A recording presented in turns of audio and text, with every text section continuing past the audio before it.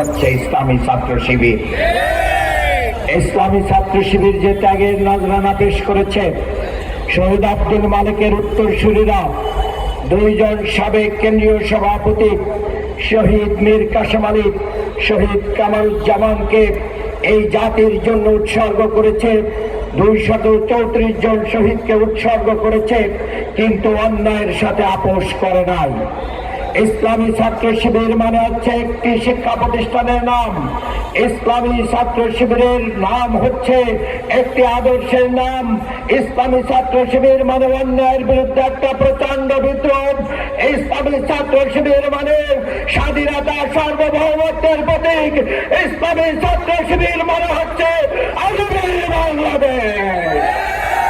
কাজেই 12 তারিখে সকল অন্যায়ের হাতকে রুখে দিয়ে জনগণের বিজয় ছিনিয়ে আনতে আমরা ঝাঁপিয়ে পড়বো ইনশাআল্লাহ।